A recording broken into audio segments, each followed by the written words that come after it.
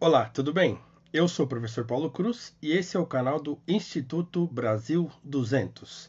Lembrando que se você não se inscreveu ainda no nosso canal, se inscreve aí, clica no sininho para receber as notificações e já deixa aí o like no vídeo para fortalecer o nosso trabalho. Muitos pensadores têm defendido que nós vivemos na era das ideologias. O que eu quero dizer com isso? Como eu já repeti em outros vídeos, uma ideologia nada mais é do que um conjunto de ideias rápidas que visa mobilização social. Não é uma teoria aprofundada, não é uma filosofia, mas é propriamente um conjunto de esquemas teóricos que visam mobilização social para a mudança dessa ordem social. E o século XX e também o século XXI, como o seu filho dileto, tem sido os séculos ideológicos, porque olha, marxismo, nazismo, todas as teorias feministas, as teorias do movimento negro, as teorias identitárias, todas esse monte de teorias aí acadêmicas que têm surgido e têm atabalhoado o discurso e que tem também, digamos assim, confundido muito o nosso debate político, todas foram inventadas e criadas no século XX e no século XXI. E hoje eu queria falar de um que tem causado muita confusão aí na mente das pessoas, no debate político, no debate público, que é o lugar de fala. Quando se pensa em lugar de fala, logo as pessoas repetem assim: ah, mas então quer dizer que eu, porque não sou negro, não posso falar sobre racismo? Porque eu não sou mulher, eu não posso falar sobre violência doméstica ou mesmo sobre feminismo? Ah, porque eu não sou gordo, eu não posso falar sobre gordofobia? Bem, aquelas pessoas que propõem as teorias de lugar de fala dizem que não é bem assim. Eu vou me basear nesse vídeo no livro da Djamila Ribeiro, O que é Lugar de Fala. Djamila Ribeiro é aquela, digamos assim, filósofa ou socióloga aí do movimento negro, feminista negro, ou das feministas negras, melhor dizendo, que faz aí bastante sucesso, está sempre na mídia e tal, e todo mundo fica perguntando aí para mim sobre a Djamila Ribeiro. Bom, enfim, eu só queria me basear no pequeno livro que ele escreveu para a editora Letramento, porque é um livro que já tem o conceito todo mastigadinho ali, ela defende o ponto de vista dela, e acho que ele é fácil da gente entender. A Djamila tem entre suas referências principais teóricas feministas, principalmente feministas negras, como Patricia Hills Collins, que tem influência, ou sofreu influência, melhor dizendo, da Pauli Murray, que foi uma sacerdotisa anglicana, também militante negra, feminista, e depois se definiu como transgênero e tal. Grada Quilomba, que é uma artista portuguesa, escritora e tal, e ativista. Linda Alcoff, que é uma filósofa panamenha. Ah, claro, a indefectível Simone de Beauvoir. Lógico, e se ela se baseia em Simone de Beauvoir, fatalmente se baseia em Sartre e fatalmente se baseia em Michel Foucault. E aí, no fim das contas, todo mundo vai beber lá nas fontes inesgotáveis daquela água um tanto, digamos assim, infecta de Karl Marx. Duas coisas que a Djamila Ribeiro fala logo no começo do livro é que é o seguinte: não se pode confundir lugar de fala nem com aquela coisa da representatividade. Então, quer dizer, eu sou negro, então só eu posso falar sobre o movimento negro e sobre racismo. E quem é mulher é que pode falar sobre feminismo e violência e tal. Então não podemos confundir nem com isso e nem com vivência. Então, quer dizer, só a pessoa que viveu alguma coisa, só um presidiário que pode falar sobre o sistema carcerário, essas coisas assim. Então, não podemos confundir com isso. Por quê? Porque a Djamila Ribeiro diz que lugar de fala é um lugar social. E quando ela fala lugar social, ela quer dizer lugar de poder. E quando ela quer falar em lugar de poder, ela fala de quê? De Michel Foucault. E mais do que isso, quando ela fala de todas essas coisas, ela parte do ponto de vista, como ela própria diz, do feminismo negro. Então eu queria ler aqui o início do livro da Djamila Ribeiro, onde ela explica o conceito de lugar de fala, de onde que ela está partindo. Acompanhe a leitura, por favor. A nossa hipótese é que a partir da teoria do ponto de vista feminista, é possível falar de lugar de fala. Ao reivindicar os diferentes pontos de análise e a afirmação de que um dos objetivos do feminismo negro é marcar o lugar de fala de quem as propõe, percebemos que essa marcação se torna necessária para entendermos realidades que foram consideradas implícitas dentro da normatização hegemônica. O que ela quer dizer quando ela fala em normatização hegemônica? O que ela quer dizer é que existem espaços sociais e que na sociedade esses espaços sociais são, de certo modo, hierárquicos. E que no Brasil, que é uma sociedade que nasce aí de um sistema escravocrata, vive muitos anos aí de escravidão e que os brancos são aí a elite e os negros são os escravos, ou seja, os plebeus e os pobres, né? E ainda continua sendo estratificada desse modo a sociedade brasileira. Então significa que há uma hierarquização daquilo que se pode dizer e do lugar que se diz. Então, cada pessoa é marcada pelo seu lugar de fala. Então, quer dizer, uma pessoa que é rica, não é que ela não pode falar sobre a pobreza, mas ela só poderá falar dentro da perspectiva de alguém que é rico, por exemplo, enxergando, como ela diz, os seus privilégios.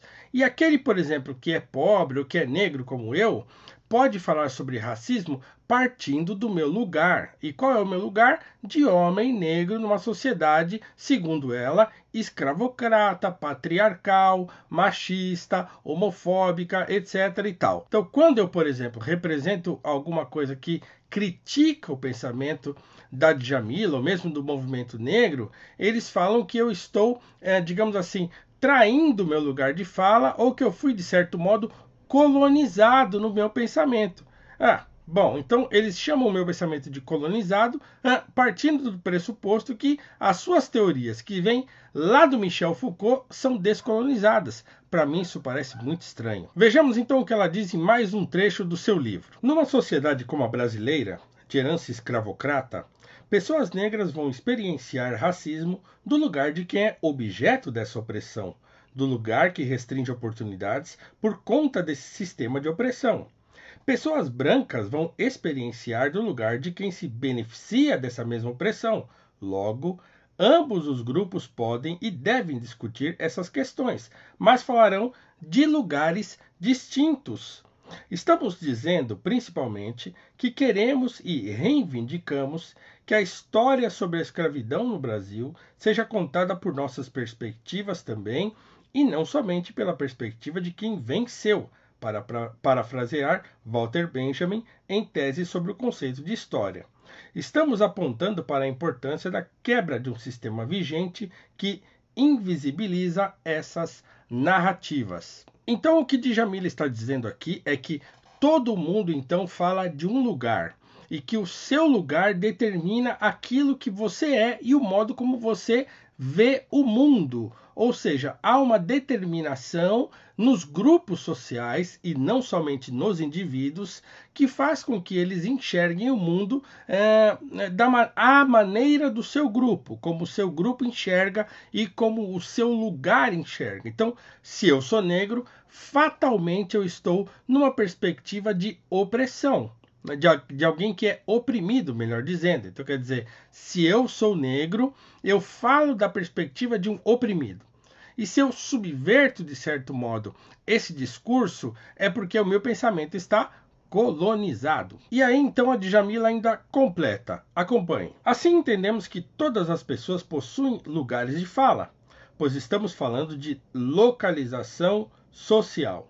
E a partir disso, é possível debater e refletir criticamente sobre os mais variados temas presentes na sociedade. O fundamental é que indivíduos pertencentes ao grupo social privilegiado em termos de locus social consigam enxergar as hierarquias produzidas a partir desse lugar e como esse lugar impacta diretamente na constituição dos lugares de grupos subalternizados. Ou seja, se você é branco, você tem que ver que você fala de um lugar privilegiado.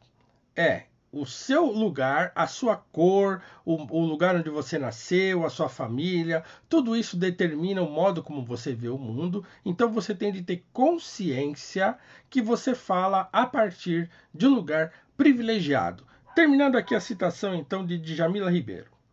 O falar não se restringe ao ato de emitir palavras, mas de poder existir. Pensamos lugar de fala como refutar a historiografia tradicional e a hierarquização de saberes consequente da hierarquia social. Portanto, como é fácil de perceber, então, por essas citações aqui do livro da Djamila Ribeiro, quando se fala em lugar de fala, está se falando de lugar social. E lugar social como lugar que determina o modo como nós enxergamos o mundo, como nós enxergamos as coisas e as próprias relações sociais. Ou seja, a minha visão de mundo é determinada pelo lugar a qual eu pertenço. Isso para mim tem sérios problemas. Primeiro, porque parte de um ponto de vista exclusivamente materialista da antropologia. Então, quer dizer, o ser humano é determinado por sua condição social.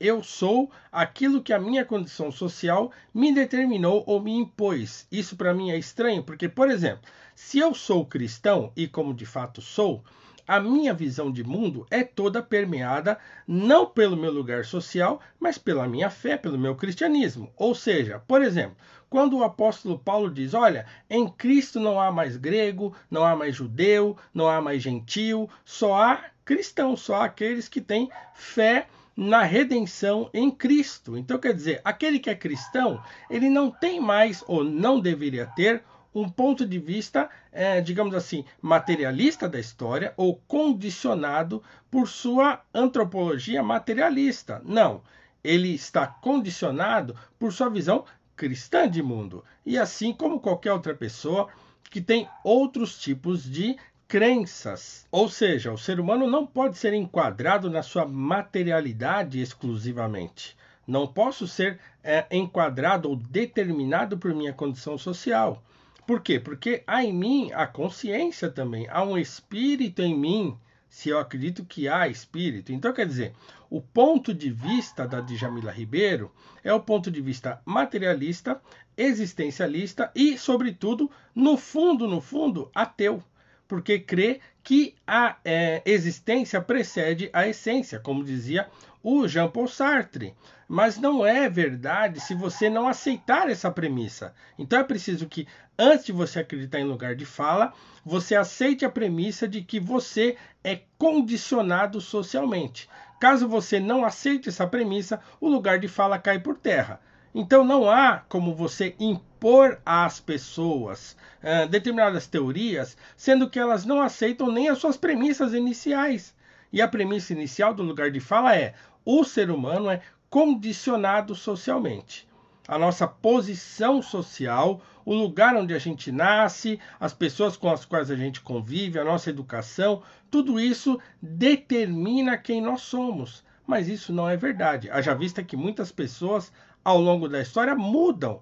Vivem a vida inteira como pessoas, sei lá, ruins, e depois elas mudam. Ou vivem como pessoas boas e mudam, ficam ruins. Ou pessoas que são de um jeito e depois ficam de outro, se convertem, se desconvertem, adquirem fé, perdem a fé. Ou seja, não dá para condicionar as pessoas ao seu locus social ou material. Por isso que lugar de fala deixa de fazer sentido se você não aceita as premissas de quem propõe. Se você não aceita, por exemplo, de Michel Foucault, que as relações sociais são essencialmente relações de poder, o lugar de fala não faz sentido para você. Então, todo mundo que fala em lugar de fala, ou qualquer outro tipo de teoria, ou qualquer outro tipo de ideia, ideologia ou filosofia, deve fundamentar as suas ideias em pressupostos que sejam aceitos pelas pessoas, ou que pelo menos sejam discutíveis. Por isso é muito interessante a crítica que o filósofo Eric Voegelin, o filósofo político, o grande filósofo, talvez o maior filósofo político do século XX, faz a Karl Marx. Porque ele diz o seguinte: Marx, uma premissa fundamental do marxismo é a proibição de perguntar. Porque você deve aceitar a premissa marxista de antemão. porque se você a estressar, a levar às últimas consequências, ela se esfacela. Por exemplo, a questão do cálculo econômico, que é a crítica que Ludwig von Mises faz à economia marxista. Não há como refutar o Mises no sentido que ele expõe a teoria marxista, dizendo, olha, quem determina o preço das coisas não é quem produz, mas quem consome.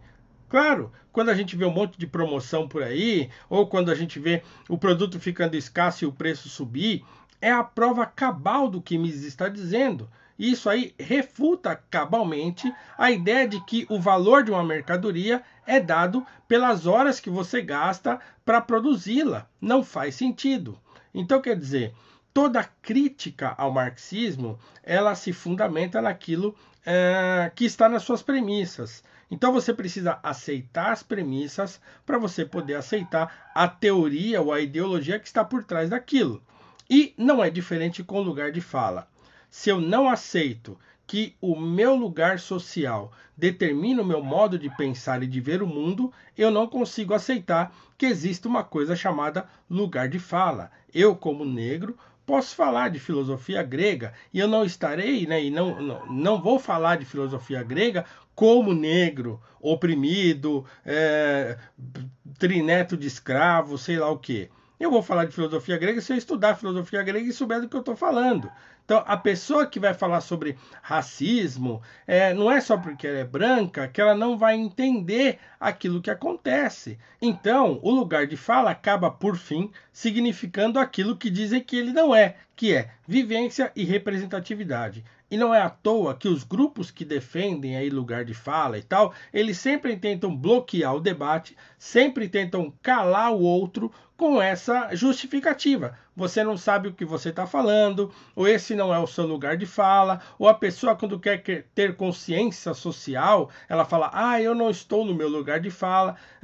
Mesmo que a Djamila diga que não é isso, na prática é isso que acontece. E se é isso que acontece na prática, na imensa maioria das vezes, é assim que as pessoas entendem lugar de fala. Portanto, para terminar, se você não aceita o materialismo ateu de Marx, se você não aceita as relações de poder de Foucault, não é possível aceitar a ideologia do lugar de fala. Então, só aceita isso aí quem é marxista e quem é Foucaultiano, ou seja, quem tem o pensamento colonizado por europeus, como o francês Foucault e o alemão Karl Marx. Não tem nada a ver com negritude, não tem nada a ver com o movimento negro feminista. Tem a ver com escravidão ideológica do pensamento por teorias europeias que infundiram aí nesses movimentos todos negros e feministas e estão aí fazendo sucesso com o nome de teorias identitárias.